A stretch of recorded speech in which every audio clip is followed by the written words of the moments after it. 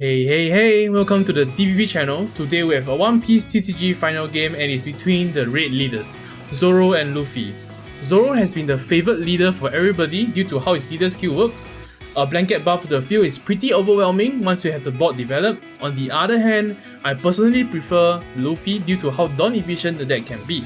Now without further ado, let's dive right into the gameplay itself as we do have 2 dawns for the right player. And it's going to go for the Nami turn 1. Now Nami turn 1 is especially good for the red players because they do develop a board and as well add a card from the top 5 to their hand. We do see the second Nami for the right player here, super sick. And we total do see 3 Namis on the field already and we do see a 2020 chopper adding it to hand. Now I do add the elements of the active and rested dawn for the video itself, so do let me know if you guys have any further feedbacks.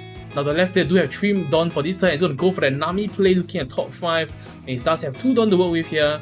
It looks like he does pick up the Frankie. Now Frankie is actually a popular card in Zoro because Zoro does give the 1k buff to the whole field. So it's actually a 6k beater with just 1 dawn attached. And we do see a 2020 chopper being committed as he does attach 1 of the dawn to Zoro and swing at the leader. And we do go down to 4 life.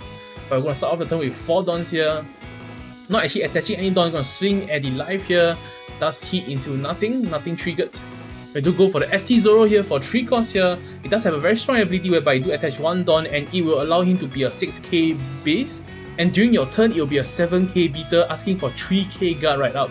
So it's actually pretty sick. Now we do pass the turn over to the left player as we do summon 1 2020 chopper to pass the turn. Let's go for the 1 dawn and let's go for the third Nami on the board and we do have 4 1 costs on the side of the field. Not the best though for the Zoro because Zoro does give you the boot buff, but however these characters are too small to hit.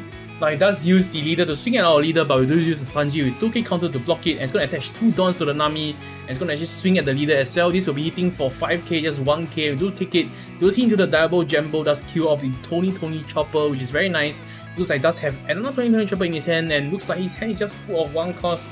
And I really expected him to actually throw down to Frankie right there because Frankie would have been a good pressure or rather an instant remove from the right player. Now we do have 6 dawn for the right player here as he do move on to turn 3.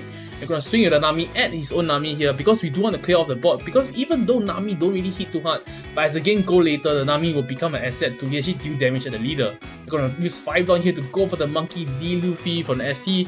We're going to use the leader skill to actually attach 1 rested dawn to the Zoro and the Zoro will be swinging for 7k here. Does require 3k guard, which is definitely a lot. And we do follow up with the Monkey D Luffy swing, which does require 2k guard. It's going to be successfully guarded there. We're going to attach 1 dawn to the leader and going to swing at the Zoro leader. Does get blocked by the 2020 chopper though. And we don't have any active dawn for the turn for the counter attack. I'm going to pass the turn over to the left player as he does have 7 dawn to work with here. And definitely we do see the field advantage from the right player as he does have only Namis on the left player as he does go for another Nami call here. And going to use 1 of the Nami to actually attach 1 of the dawn to the Zoro, which is definitely very dawn efficient.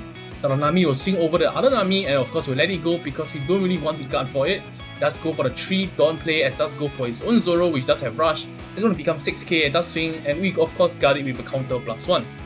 It's going to go for another Zoro here which does use up all his dawn but it's going to use 1 of the rested dawn underneath the Zoro and does hit for 7k here.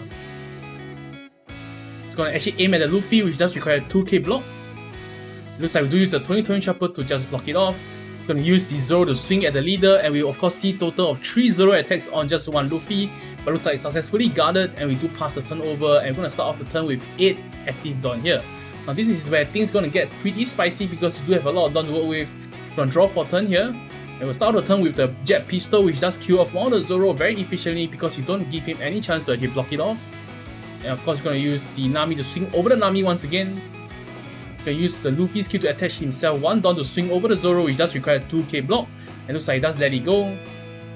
So one tip against Zoro users will of course to actually kill off their bot because their bot is really what makes the leader so strong. Now because we can't actually kill off the Nami, we're going to use all our attacks on the live instead. It's of course going to force 3k guard here thanks to the Zoro. Does throw off his Sanji as well as the Luffy.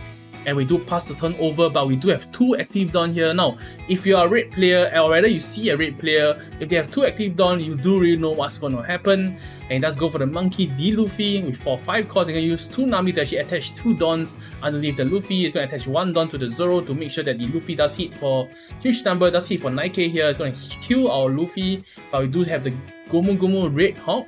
Of course, we'll plus 4k for the Luffy, and that's kill off one of Nami there. So what could have been a better play would be for him to attach one more Don at least, so that you make sure that the opponent will throwing at least a 5k worth of guard instead of just one card guarding it. Because in this game, you do really want to make sure opponent throw 2 cards to guard for something they really want to guard. But he does have the Zoro to follow up with, and does successfully kill that Luffy, and then Luffy have already endured so much attacks, and he finally does die. Now I'm gonna start the turn off here with 10 active Dons here. This is where things will get even more spicier. We do draw for turn here. Gonna use 1 Don, 2 Dons to attach underneath Zoro, and Zoro will be attacking for 8k here. And we're gonna aim it at the Luffy, so we do expect 3k guard, and that's let it go. Gonna attach 2 Don underneath Luffy, gonna swing over the Zoro, which of course asks for 3k guard.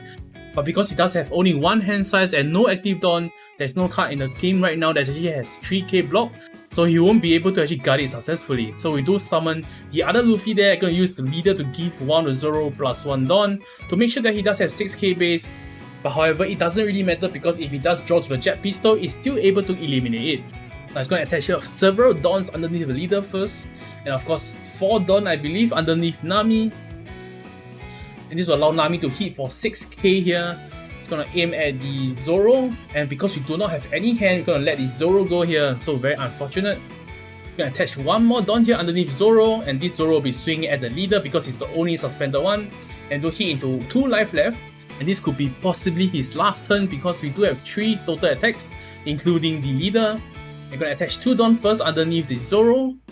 We do take it back because we don't really want to commit too much Dons. The Zoro on itself with 1 Don is actually asking for 3k block already, which is more than sufficient. And he does actually take it, putting it down to 1 life.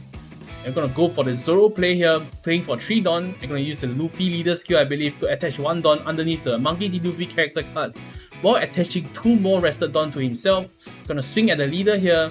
This will just be 5k, so it does block it off with 1k guard with the Robin. The Luffy will swing at the leader here for 2k block and does block it with the Otama. And we do attach 2 Dons I believe here to the Zoro to make sure that it does guard for 3k, because it does have only 1 hand and 2 active Don. We are taking a risk there, but we do have Sanji for 2 Dons, and we do have 2 more active Don to attach it. I'm going to swing at the leader here for game. It looks like he doesn't have it because he does have only 1k shield, and this is where the Monkey D. Luffy wins. Now this is the deck list for the Monkey D. Luffy deck. So pretty standard if you ask me, because you're just basically playing all the good stuff that the red card pool has. Now on the other hand, we do have the Zoro deck list, which basically play towards the board control. As you guys can see, the Jet Pistol, the Utamas, and of course the Frankie, to really control the board in your favor. Now thank you guys for watching till the end, and do consider subscribing, dropping a like and a comment if you guys do enjoy the content.